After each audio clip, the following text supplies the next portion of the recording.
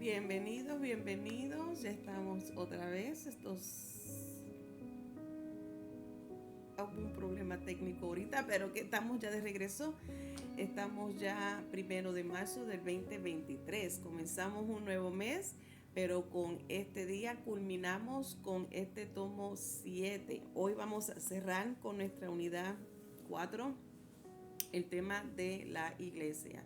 Así que le damos la bienvenida a todos los hermanos de la fe y amigos que están conectados o que más adelante, después que pase este tiempo de estudio, se vayan a conectar. Esperamos y confiamos siempre de que sean bendecidos.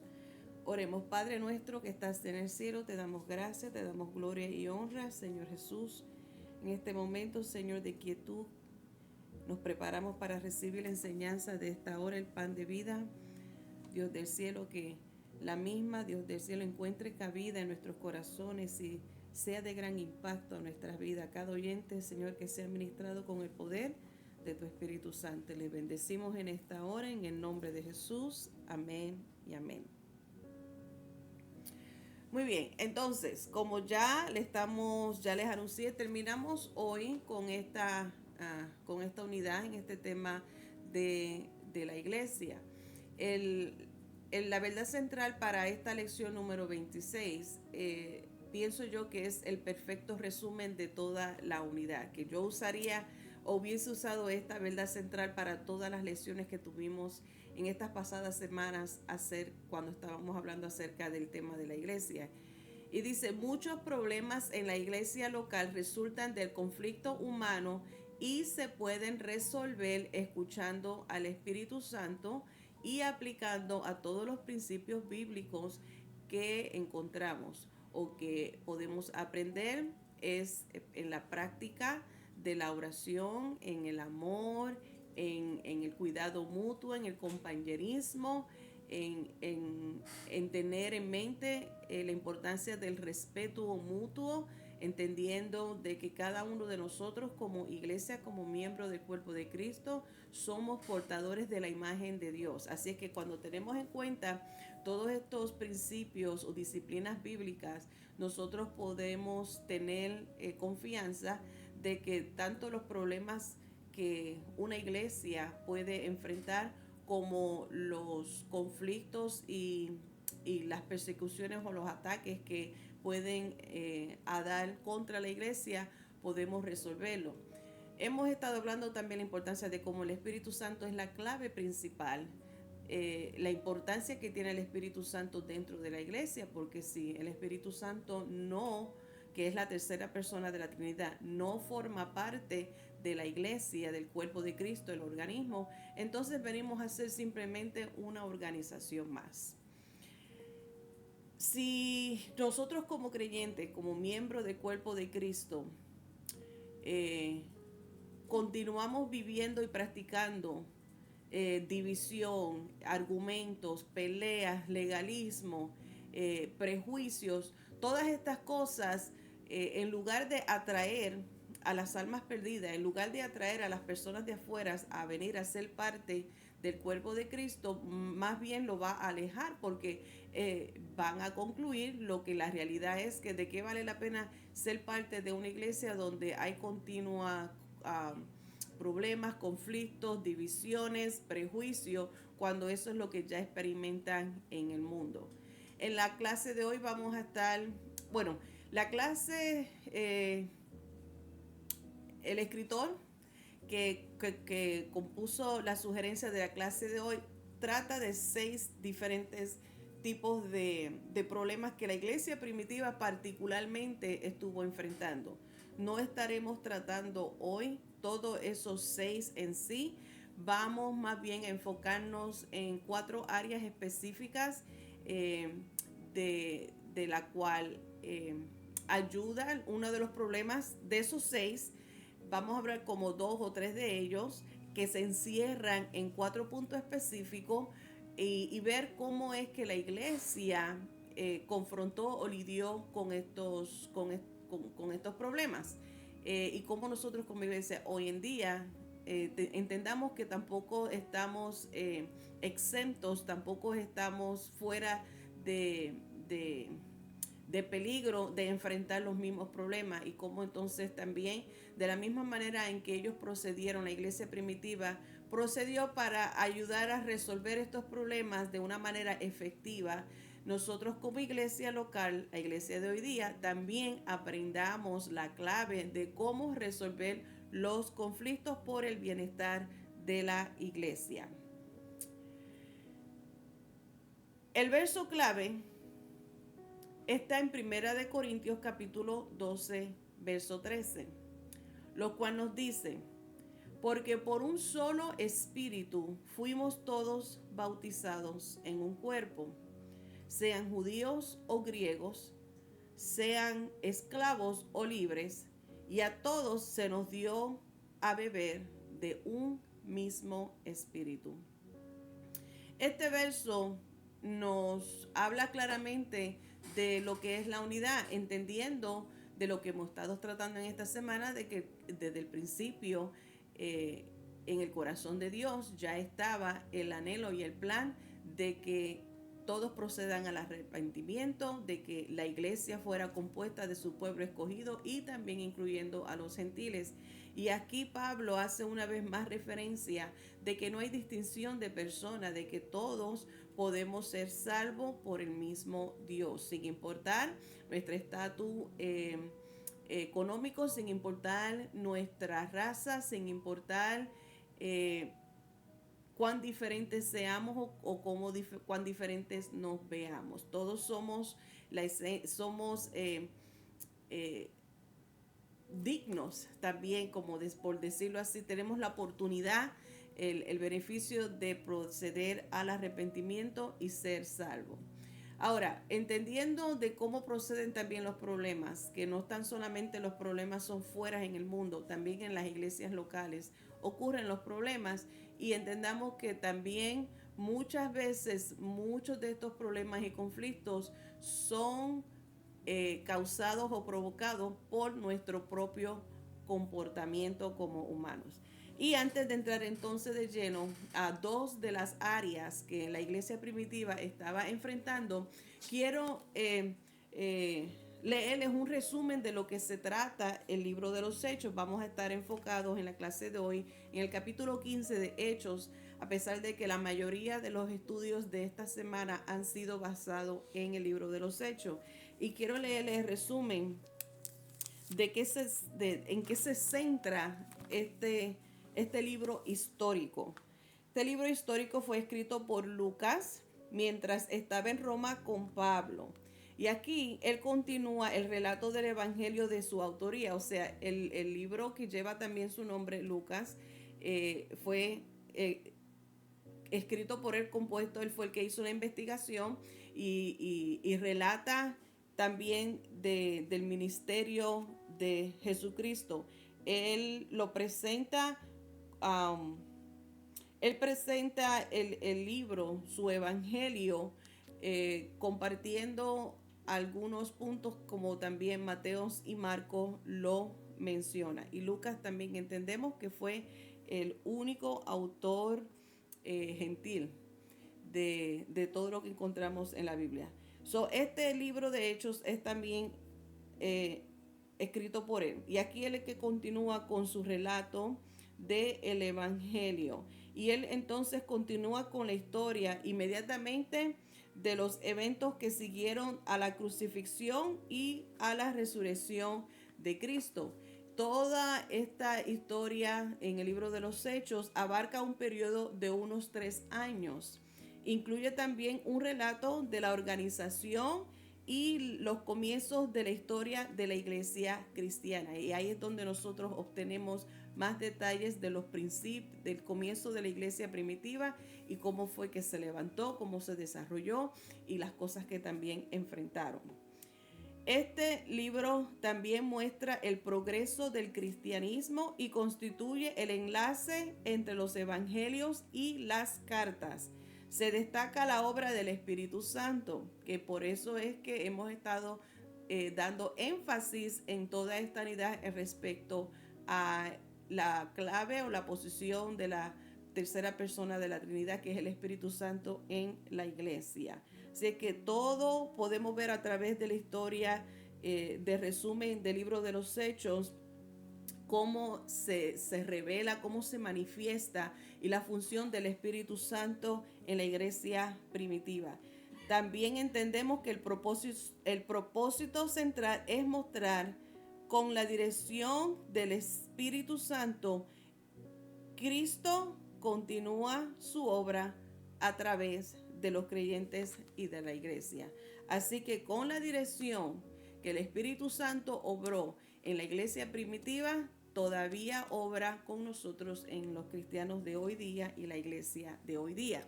Así que entendiendo entonces, teniendo un mejor conocimiento de la descripción del libro de los Hechos, vamos ahora a entrar a Hechos capítulo 15 y quiero darle lectura a los primeros 11 versículos.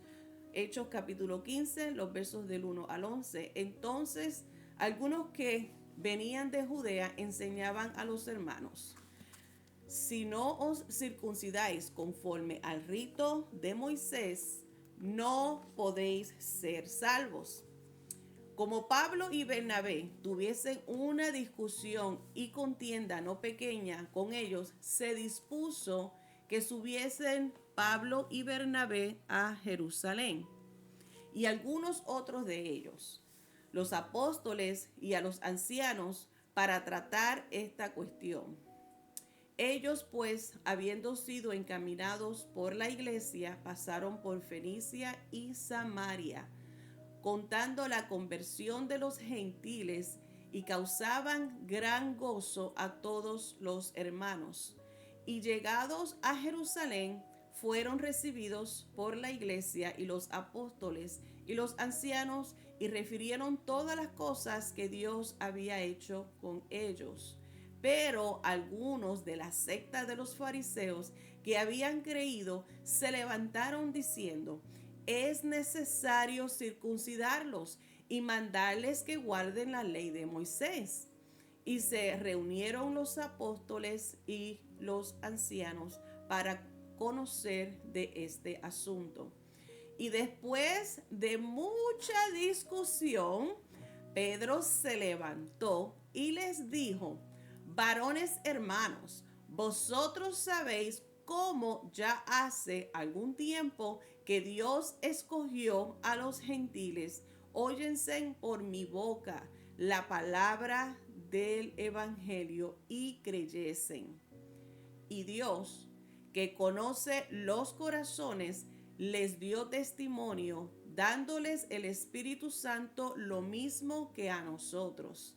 Y ninguna diferencia hizo entre nosotros y ellos, purificando por la fe sus corazones. Ahora pues, ¿por qué tentáis a Dios, poniendo sobre la cerviz de los discípulos un yugo que ni nuestros padres ni nosotros hemos podido llevar?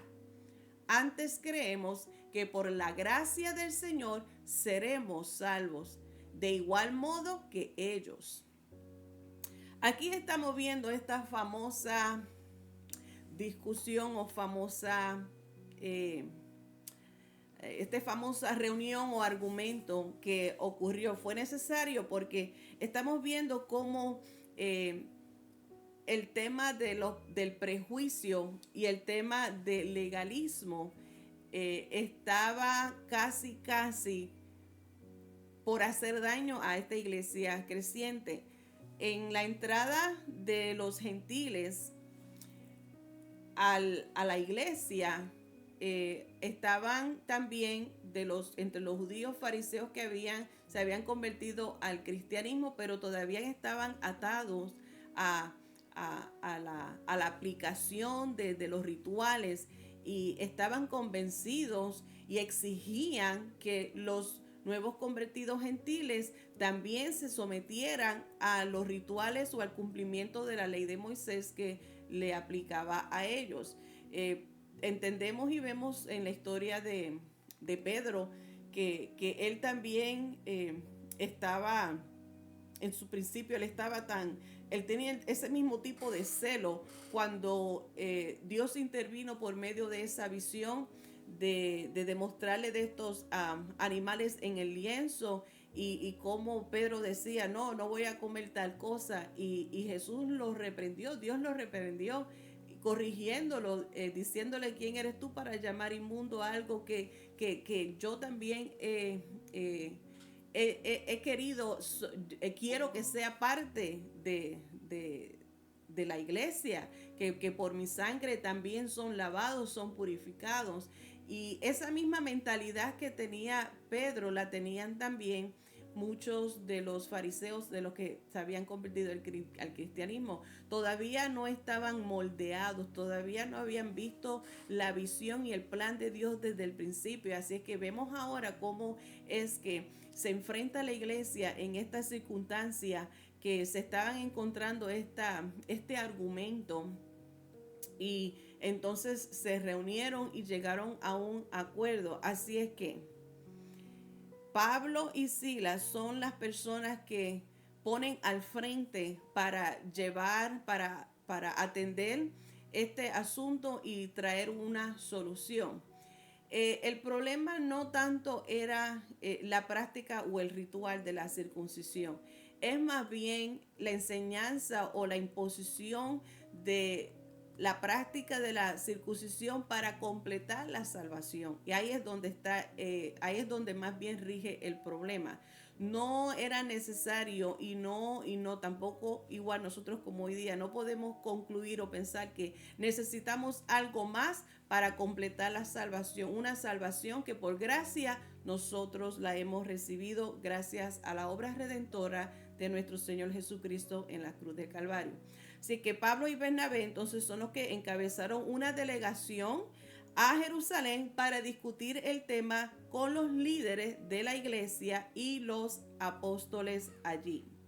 La iglesia de Jerusalén incluía un grupo de fariseos, como ya les dije, que se habían convertido, habían aceptado a Jesús como el Mesías, pero todavía estaban aferrados estaban en esta mentalidad errónea de que era necesario de que también los nuevos creyentes griegos, judíos, gentiles, se circuncidaran para guardar la ley y completar entonces así el efecto de la salvación. Y por esta razón es que vemos también cómo es que Pedro se levanta. En esta ocasión él se levanta con esa autoridad, de la misma manera que con esa autoridad y con esa unción que se levantó en aquel día del Pentecostés, cuando llegó el cumplimiento del Padre, y en esa primera prédica 3,000 hombres, más de 3,000 hombres se convirtieron. Así que con esa misma unción y esa autoridad, él testifica y habla de su propia experiencia, como ya les acabé de mencionar, de la revelación que tuvo del lienzo con los animales y que fue a la casa de Cornelio. ¿Cómo es que entonces Pedro testifica una vez más y le dice, yo soy testigo, ustedes lo han escuchado, allí se vivió, allí se experimentó, allí se confirmó una vez más que por el don del Espíritu Santo que se le dio tanto a los judíos como a los gentiles? Y eso está en Hechos capítulo 10, los versos 44 al 48, para que te leas la historia si no estás familiarizado con esta historia. Pablo sigue diciendo que Dios no distinguía entre creyentes, que Dios no hacía ninguna excepción de personas, ni entre los judíos ni entre los gentiles. Y de esta misma manera, de cómo se ve, Dios los ve igual, de esa misma manera Pedro le está enseñando que ellos también tenían que verlos como iguales, que la circuncisión no era necesario para completar la obra de salvación, y mucho menos imponerles a ellos una serie de reglamentos y una serie de rituales que ni siquiera sus antepasados pudieron cumplir o se podían cumplir. Es más, que ni ellos mismos, como supuestamente gran cristianos y religiosos que se proclamaban ser, no lo podían cumplir.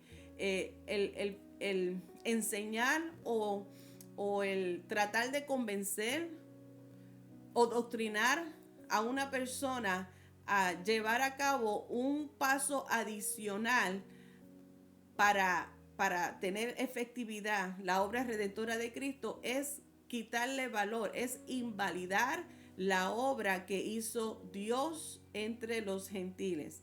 Pedro entonces señaló que ni siquiera sus antepasados le sigue haciendo énfasis de que ni ellos pudieron guardar la ley así al pie de la letra. El único capaz de poder cumplir la ley al pie de la letra fue el mismo Jesucristo. Así es que esta parte es una muestra de lo que el daño que puede causar el legalismo. Este ejemplo que quizás en la práctica de la circuncisión como tal no es un ejemplo o un tema de legalismo en nuestras iglesias, pero hay otras cosas que en nuestros días estamos viendo como práctica de legalismo, donde se empuja una agenda, donde se tratan de enseñar que es necesario que hagas esto y esto y esto y lo otro para completar la obra redentora o para ser salvo o para demostrar que eres salvo, que ya tú eres salvo si llevas a cabo esto y esto y esto y lo otro. Hay que tener mucho, mucho cuidado el tratar de imponer alguna otra práctica, algún otro ritual por encima para completar la obra que hizo Cristo en la cruz de Calvario. Eso es un problema, la cual nosotros como iglesia tenemos que estar preparados para enseñar y recordarle que la salvación es completa y solo por la gracia de Dios. No hay nada que tú y yo podamos hacer para ganarnos el favor de Dios. Es por su gracia. Lo que nosotros realmente merecemos es castigo, pero por amor y por su gracia y por su misericordia no nos da lo que merecemos. Más bien nos da su perdón, nos rescata, nos restaura y Él es el que puso su vida para pagar por el precio que a ti y a mí nos correspondía. Sé que afortunadamente los apóstoles y los ancianos resistieron esta presión que estaban tratando de imponer estos líderes o estas personas respecto al legalismo judío en los gentiles creyentes. En una serie de discursos, Pedro, Pablo, Bernabé y Jacobo, otro nombre para Santiago, reafirmaron, reconfirmaron, aclararon y aseguraron que la salvación es completamente por la gracia de Dios. Y sonaré como un rayo, como un disco rayado. Pero lo seguiré repitiendo porque esto es muy, muy importante. De la misma manera en que Pablo, Bernabé, Jacobo y Pedro reafirmaron una y otra vez que la salvación es completamente por la gracia de Dios a través de la fe, es lo que tú y yo tenemos que seguir insistiendo y permanecer firme y rechazar juiciosamente, rechazar cualquier obra humana que se le añade como requisito para salvación. Todos los presentes allí en esta reunión, que claramente vemos que no fue cosa fácil. En el versículo 2 claramente lo dice: Pablo y Bernabé tuvieron una discusión y contienda no pequeña.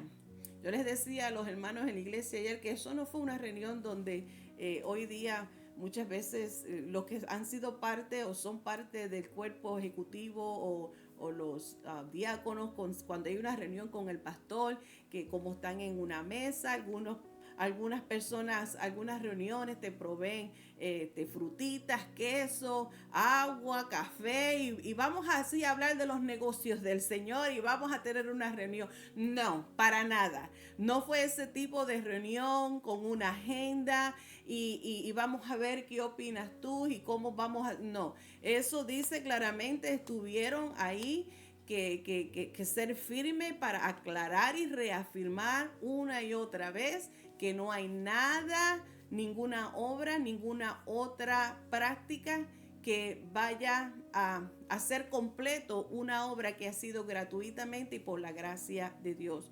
solamente.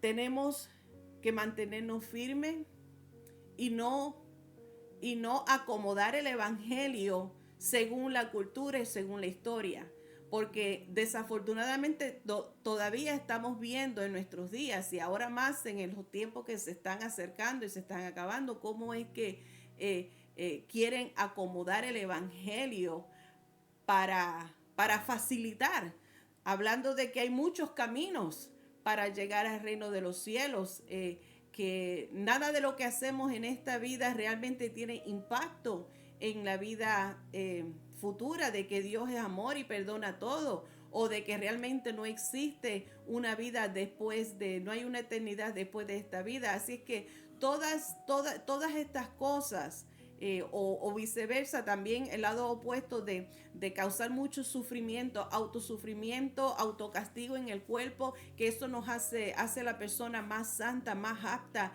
más sagrada para entrar al reino de los cielos. Así que yo estoy segura que ustedes también tendrán otros ejemplos para agregar. Lo que sí es que tenemos que mantener en mente y mantenernos firmes, siempre recordando a las personas de que la obra redentora de Cristo es solamente por la fe que tenemos en Cristo Jesús. Las palabras de Pedro fueron reforzadas. Después de Pedro hablar con esa certeza y hablar de su testimonio, entonces Jacobo o Santiago reafirma esas palabras, ese testimonio en Hechos capítulo 15. Entonces los próximos versos del 13 al 21 es donde encontramos la palabra de Santiago, donde no tan solamente él refuerza la palabra que Pedro acababa de hablar, pero hace referencia también a una profecía en Amos capítulo 9. Yo se los quiero leer en la Nueva Traducción Viviente y pueden seguirlo en la pantalla en la Reina Valera. Dice: cuando terminaron, Santiago se puso de pies y dijo: hermanos, escúchenme. Pedro, que en griego es Simeón, les ha contado de cuando Dios visitó por primera vez a los gentiles para tomar de entre ellos un pueblo para sí mismo. Y la conversión de los gentiles es precisamente lo que los profetas predijeron, como está escrito. Aquí es donde hace referencia a Amos capítulo 9, versos 11 y 12. Que dice: después yo volveré y restauraré la casa caída, o haciendo referencia al reino decaído de David. Reconstruiré sus ruinas y las restauraré, para que el resto de la humanidad busque al Señor, incluidos los gentiles, todos los que he llamado a ser míos. El Señor ha hablado. Aquel que hizo que estas cosas se dieran a conocer desde hace mucho. Vuelve otra vez otro testimonio para reafirmar. Dos líderes o dos delegados de la iglesia de Jerusalén, llamado Judas, que también llevaba por sobrenombre Barsabás, I'm done reading.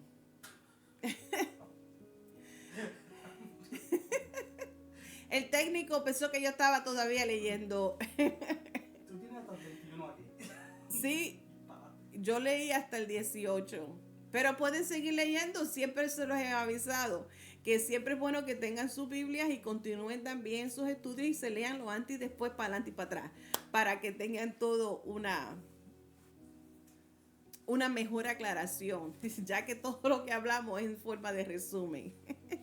Pues bien, ya que termine de leer esa porción donde es que Santiago hace refuerzo a lo que Pedro habló, también dando refuerzo a lo que ya los profetas habían predicho en respecto a que dentro parte de la iglesia del pueblo escogido sería también los gentiles.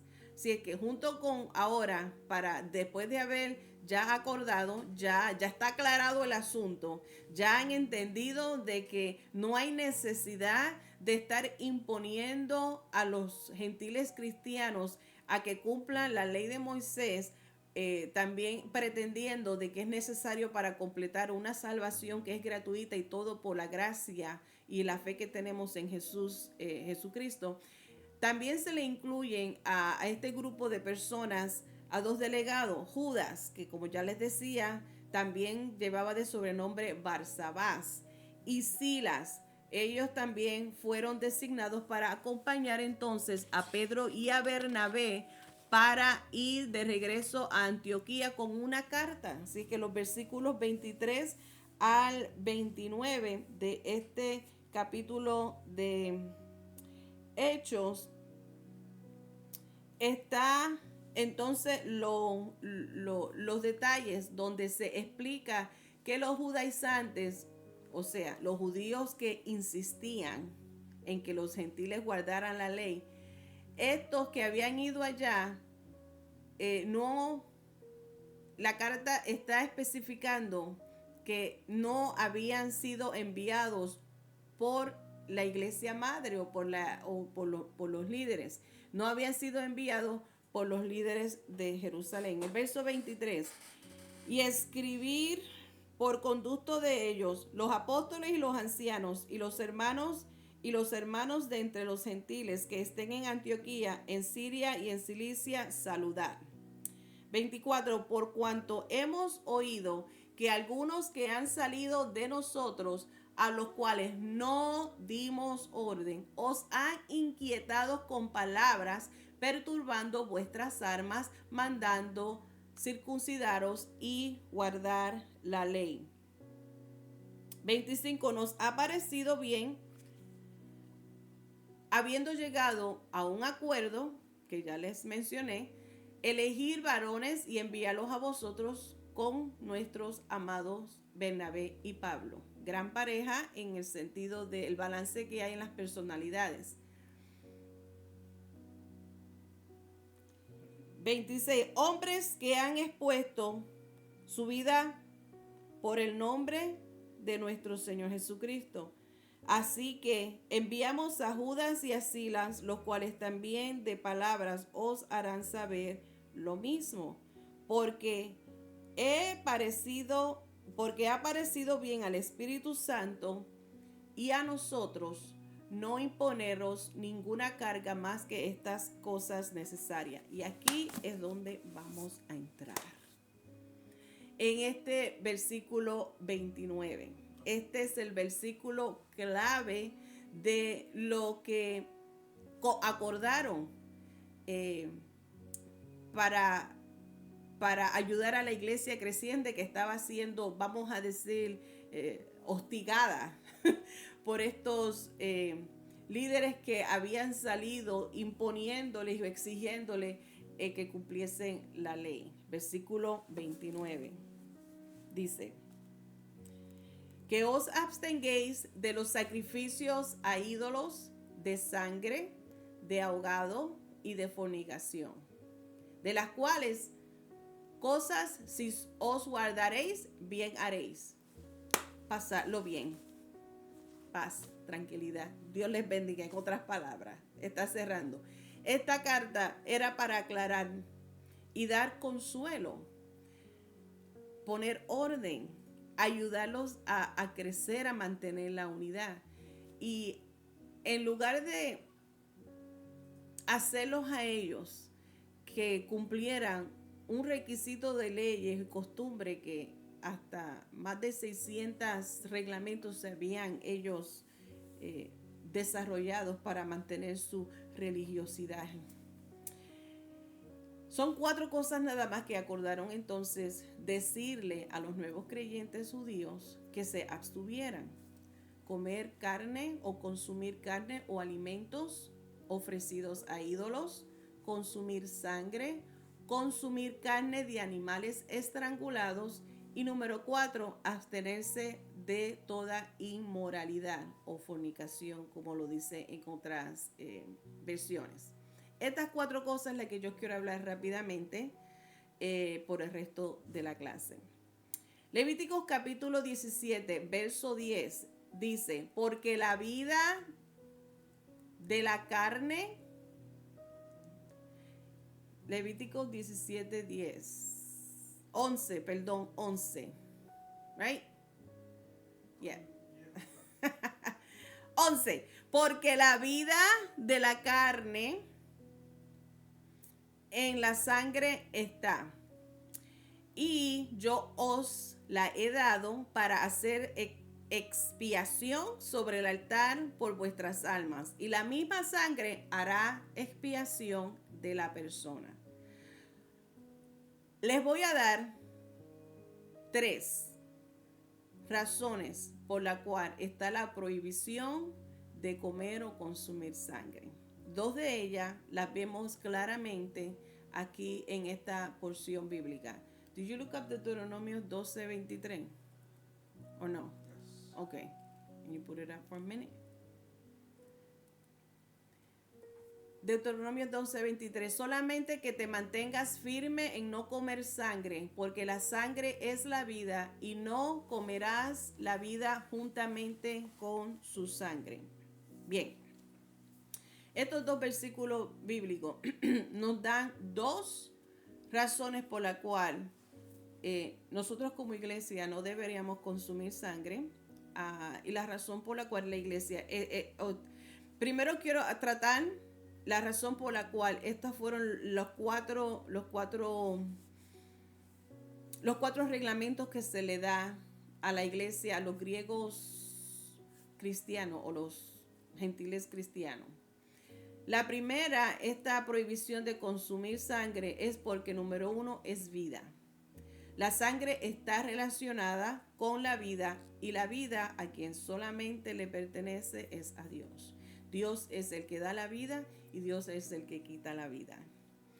La segunda razón es también importante, y es el simbolismo, lo que representa. El significado de la sangre en el simbolismo es porque en la Biblia encontramos que la sangre se asocia con la expiación y el perdón de pecados. Al prohibir entonces el consumo de sangre, se está haciendo un énfasis, se está dando una importancia sobre la expiación y lo que es el perdón de pecado. Nosotros entendemos que desde el comienzo, después que Adán y Eva pecaron contra Dios para restaurar entonces esa relación, para cubrir su pecado, era necesario desde ese entonces es necesario derramamiento de sangre para el perdón de pecados. Y vemos que el perfecto sacrificio se ha cumplido en Cristo Jesús mismo, y es su sangre la que nos hace a nosotros limpio y puro. Gracias por su sangre derramada en la cruz del Calvario, te hace a ti y me hace a mí apto, justo, limpio, para presentarnos ante un Dios santo. Esta es la importancia de la sangre. Representa vida, el simbolismo de la expiación y el perdón de pecado. Y la tercera razón por la cual quiero compartir contigo, no te voy a dar una cita bíblica porque no la tengo. Lo que sí es lógico es que por medio de la sangre pueden transferirse enfermedades. Así es que para evitar la contaminación, siendo que la sangre es un medio de transmisión de enfermedades y parásitos, es mejor no consumirla, no consumir sangre, y de esta manera entonces se reduce el riesgo de enfermedades y se promueve la salud. Hoy día tenemos la dicha, la tecnología, la ciencia, ahora tiene la habilidad de procesar la sangre para ver si es apta para hacer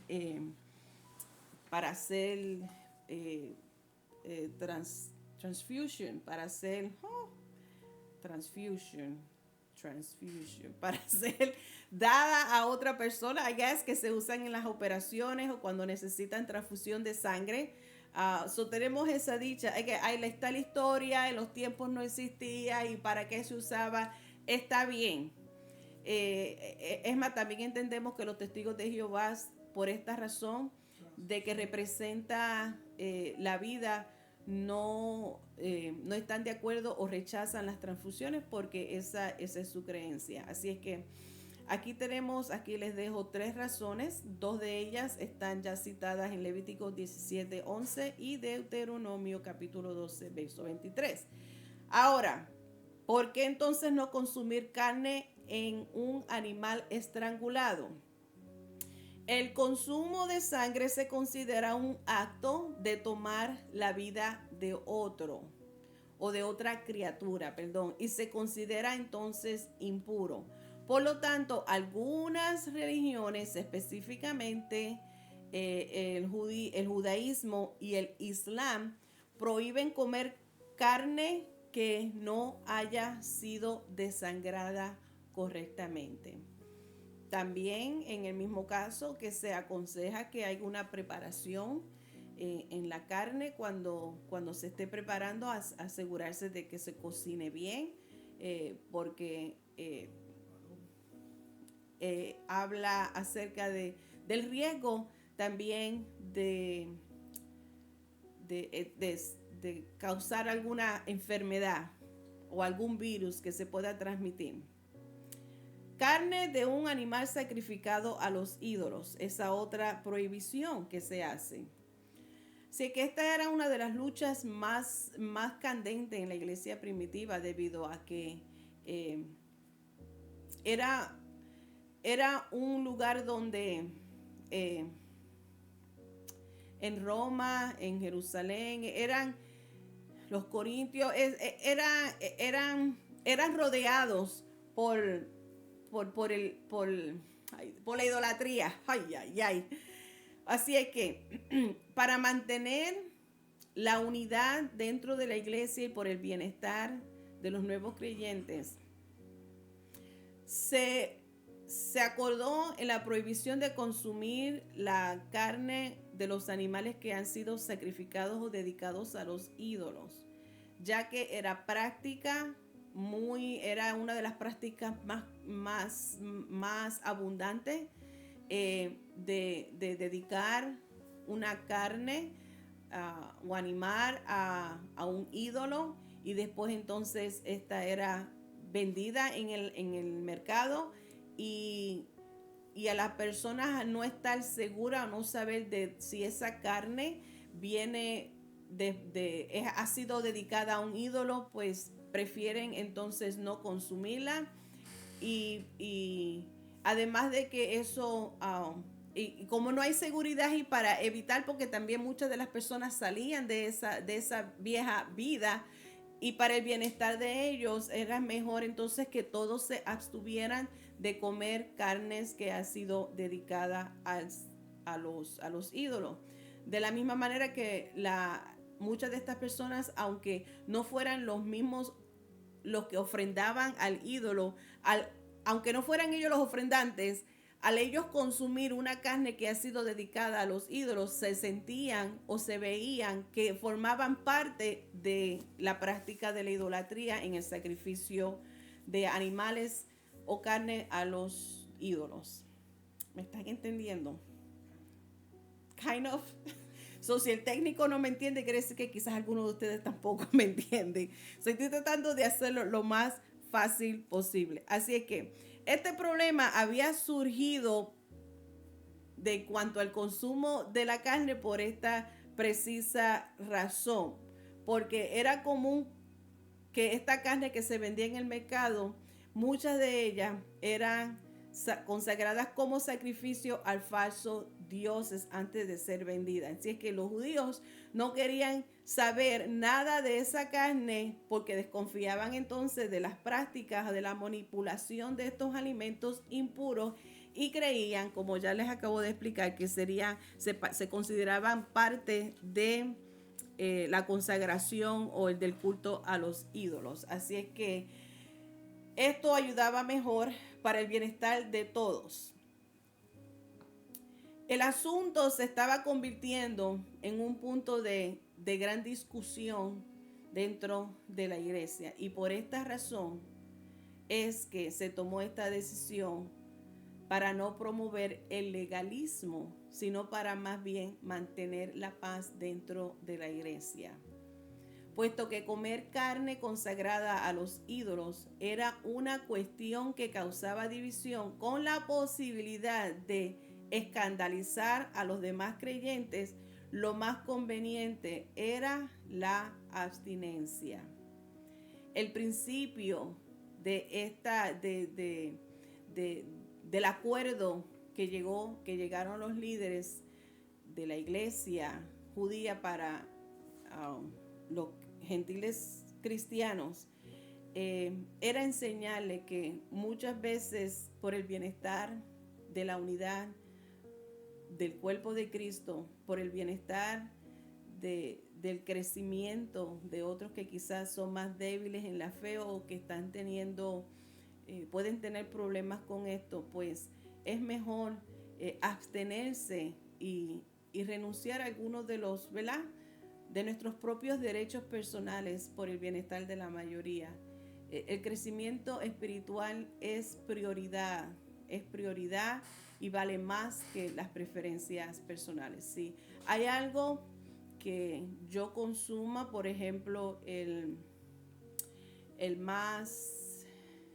uno de los temas más que yo he escuchado que puede causar división entre las personas es el consumo de la carne roja o de la carne de cerdo.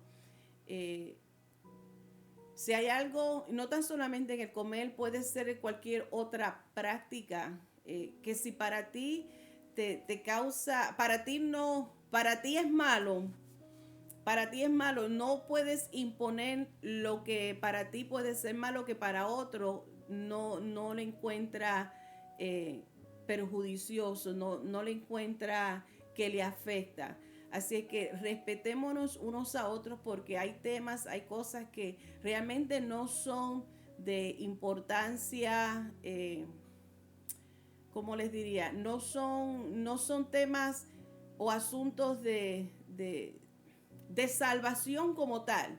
Simplemente en unos desacuerdos en unas prácticas, algo de cultura, algo de diferencias de opiniones, que no es nada antibíblico, no es nada que vaya en contra del evangelio, como por ejemplo el primer tema que tratamos de que es necesario, de que hace falta algo para completar la salvación. Eso ya estaría fuera de orden. No una cosa que, otro ejemplo básico, yo conocí a una persona muchos años atrás que ella me dijo, yo estoy en ayuno de prendas, y yo no le entendía porque me decía que ella estaba en un ayuno de prendas. Y ella me dijo, yo estoy en un ayuno de prendas y ya yo soy libre porque yo era adicta a las prendas de oro y tenía que ser de oro y que andaba con todos los dedos con sortija y con mucha cadena y las pantallas, pero porque era un desenfreno que tenía por el oro y por las prendas. Y ella hizo un ayuno para hacerse libre y dice, por eso es que ella dice que lo único que ella utilizaba era entonces su anillo de boda. Y quizás pues para mí fue algo impresionante. Quizás para otra persona diría, ay, pero qué bobería es esa, pero qué tontería es eso. Nosotros no conocemos de dónde Dios sacó a la persona. Nosotros no conocemos de las ataduras que han sido liberados. Así que por esto es lo que yo quiero que nosotros entendamos a ser sensibles. Que puede ser que sea algo insignificativo, pero es insignificativo para ti, para esa persona no. Y por el bienestar y el crecimiento de esa persona y la unidad de la iglesia, nosotros deberíamos entonces de abstenernos a practicarlo al frente de ellos o echárselo en cara o hacerlo sentir como una tonta o un tonto menos importante o una persona inmadura. Tengamos mucho cuidado. El legalismo y el prejuicio trae desunión, trae peleas, trae hasta puede ser, no seas tú piedra de tropiezo, como hablamos en otra clase.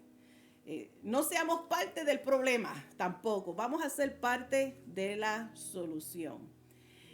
Y por último, le dice que ¿por qué abstenerse de la inmoralidad sexual o por qué abstenerse de la fornicación? Es que además de dedicarle la sangre o un animal a los ídolos, también se practicaba dentro de los templos paganos la prostitución. Así que parte de la ceremonia también estaba la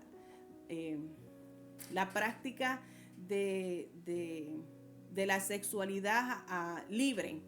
Y esta parte no tan solamente era una prohibición como tal como una iglesia nueva en Cristo, una iglesia, un cristiano en Cristo, sino que sigue siendo una ley moral para nosotros, para la iglesia hoy día. Nosotros como cristianos, de la misma manera que aquellos cristianos gentiles, somos instruidos a seguir una ética sexual que se vaya alineado y que se mantenga alineado al diseño de Dios, porque entendemos que la sexualidad es un don, un regalo de Dios que nos ha dado para ser disfrutado y compartido dentro del lazo matrimonial. Esta prohibición probablemente tiene en mente una dimensión religiosa de culto, ya que la adoración pagana frecuentemente involucraba prostitución en el templo. Sin embargo, aunque este mandamiento tiene una dimensión cultural y por ende merece ser incluido en esta lista de Jacobo, también es parte del estándar moral aplicable a todos los creyentes todo el tiempo. Aquí hay unas citas bíblicas que debes de apuntarlas para que la leas en tu tiempo también. Terminando esta sesión también puedes hacerlo. Romanos capítulo 13, verso 13. Apúntate también. Primera de Corintios capítulo 5, verso 11. Primera de Corintios capítulo 10, verso 8. Apocalipsis 21, verso 8. Te repito para que lo vayas apuntando si te faltó algo. Romanos 13, 13. Primera de Corintios 5, 11. Primera de Corintios 10, 8. Y Apocalipsis 21, verso 8. Entonces, dos aplicaciones que nosotros como cristianos podemos aprovechar y ser beneficiados hoy. Uno, nosotros podemos aprender por lo menos estas dos cosas del Concilio de Jerusalén. En primer lugar, en cuestiones que tienen que ver con el Evangelio. Como ya les dije, no hay espacio ninguno para ceder. En cuestión del Evangelio, predicar la palabra pura tal y como es, no dar concesiones, no permitir tapar, no entender que lo que es pecado ayer sigue siendo pecado hoy y será pecado mañana. Tal y como está escrito y establecido en la palabra de Dios, la pureza, la integridad del Evangelio debe permanecer. Los apóstoles y los ancianos fueron firmes y rápidos en sus denuncias de aquellos que buscan añadir obras al Evangelio. La salvación es solo por fe, por gracia solamente, y el esfuerzo humano queda excluido totalmente. En segundo lugar, o el segundo principio que nosotros podemos aprender de este Concilio de Jerusalén, es que se debe mostrar gracia en aquellas diferencias que no son centrales al Evangelio, que es lo que le dije, que no son cuestión de diferencia, cuestión de prácticas que no tiene ningún efecto o que no son centrales en cuanto al Evangelio. El concilio demostró gran sabiduría en ellos forjar un acuerdo sobre estos asuntos culturales que pudieron haber arruinado la unidad de la iglesia. Entonces Pablo, más adelante, si te lees Romanos capítulo 14 y Romanos 15, te lo lees completito, También vemos en otras, creo que también en los Corintios, vemos cómo Pablo ayuda a expandir esta enseñanza, ayuda a suavizar de una manera más clara y aborda con mucho más detalle y más énfasis en cómo lidiar con las diferencias en estas cuestiones de diferencias de opiniones con el tipo de consumo de comidas y aún la observación del día, que si el día del descanso es sábado, que si no, que si es el domingo, y otras cosas que todavía en nuestros días nosotros vemos y estamos lidiando y enfrentando, con los ejemplos que hace Pablo, que en sus otras cartas él detalla, nos ayuda a nosotros, a la iglesia local de igual manera, a cómo aprender a resolver estos problemas que pueden levantarse en nuestras iglesias locales y siempre buscar la unidad de la iglesia. Todo esto, que aunque yo se los mencioné y hasta ahora se lo vengo a mencionar, todo esto, todo este acuerdo, todo este orden, todo ha sido dirigido por el Espíritu Santo. Ya estamos viendo una vez más la importancia de que el Espíritu Santo sea el que nos guíe, el que nosotros busquemos de su dirección para que nos dé la sabiduría, la manera correcta de cómo enfrentar los problemas, cómo resolver los problemas, cómo hablar con esa autoridad, con esa claridad, con ese amor y esa compasión y buscar siempre el bienestar, el crecimiento y la unidad de la iglesia.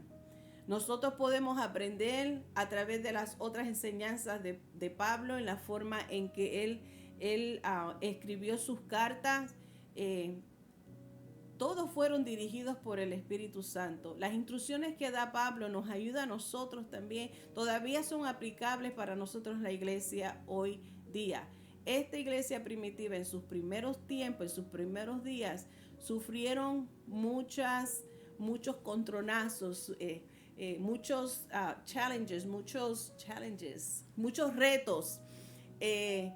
Y fueron aprendiendo. Hablamos en otras lecciones pasadas de cómo el crecimiento también se produjeron unos problemas, pero estos problemas podemos ver los problemas buenos que con la ayuda de Dios podemos ser eficaces y descubrimos nuevas maneras positivas para atender y resolver y también continuar expandiendo. No descuidar nuestra responsabilidad de llevar el evangelio y de predicar el evangelio con esa autoridad al mismo tiempo que vamos abriendo oportunidades para que otros también sean edificados y otros también lleguen a la salvación.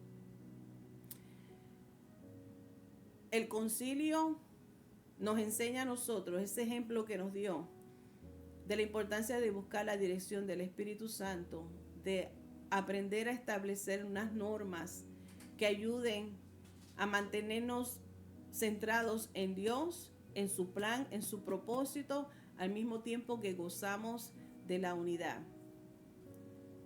Hebreos capítulo 6, versos 9 al 12, y ya voy a cerrar. Quiero leerle esta palabra y se las voy a leer otra vez la Nueva Traducción Viviente y ustedes pueden seguirla en la pantalla. Es que a mí me encanta esa versión. I'm sorry. Busquen su Biblia y lean su Biblia, la Reina Valera.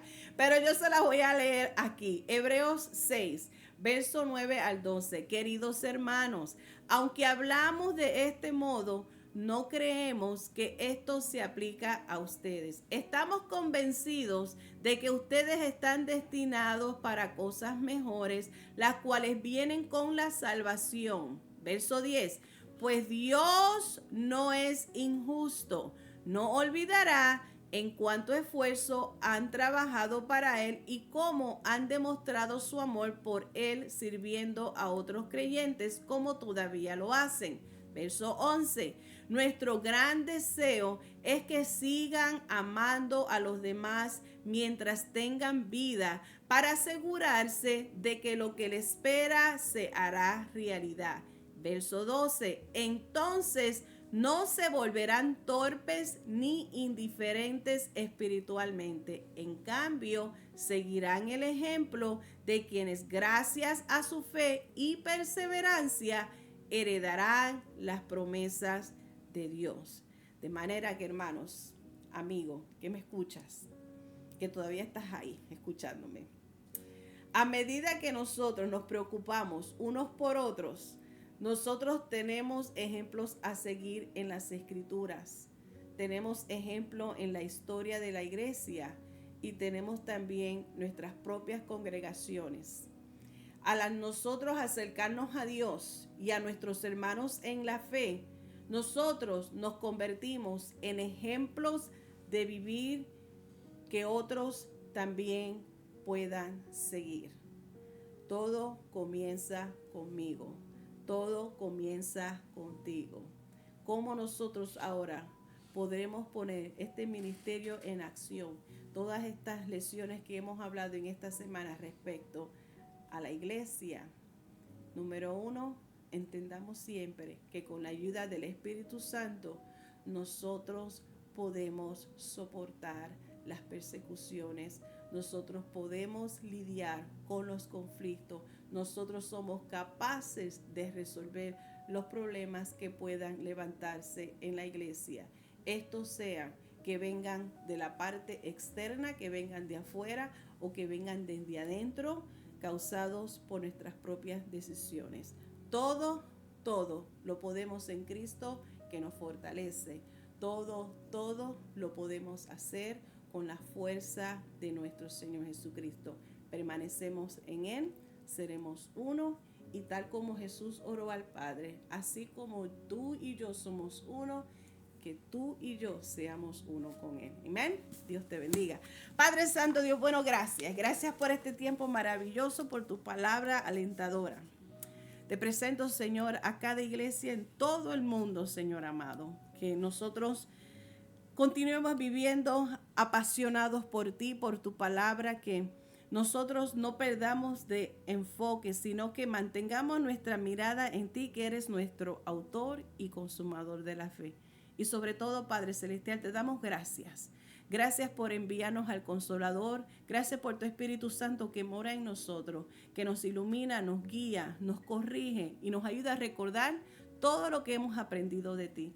Te lo pido, Padre, en el nombre de Jesús. Amén, amén y amén. Gracias, bendiciones a todos. La Iglesia del Calvario, en el día de mañana, los que puedan acercarse al templo, ayudar a nuestros pastores en el trabajo de la iglesia, que eso es parte de la unidad de la iglesia. Y los demás, pues también nos estaremos viendo el domingo. Y los demás que tienen su iglesia, repórtense a la iglesia, sirvamos al Señor y vamos a seguir creciendo en unidad. Dios te bendiga, Dios te guarde, y con el favor de Dios, la semana que viene comenzamos el tomo 8. Un anuncio. Estoy considerando, ya que Héctor me introdujo a una opción, para el examen final de esta unidad, lo estaremos haciendo por medio de YouTube. Va a estar proyectado en nuestro canal de la Iglesia del Calvario de YouTube. Si usted tiene una cuenta de YouTube, usted puede registrarse para tomar ese examen, y de ahí también yo podré recibir la respuesta de los resultados de su respuesta. También nuestro hermano Nelson García también tiene unos videos que hemos compartido en la página de YouTube de la Iglesia El Calvario, que también puede ir, visitar y escuchar, ya que también uno de los temas que él trata es uno de los temas que hoy que no tratamos en cuanto de la apostasía, que es muy importante también que recibamos esa enseñanza. Así es que les invito a que vean los videos y compartan, y todos sean bendecidos. Compartan esta bendición. Amén. Dios les bendiga, Dios les guarde. Buenos días, buenas noches, buenas tardes, donde quiera que me estén viendo en esta hora. Esta ha sido su hermana Marilyn Colón de la Iglesia El Calvario.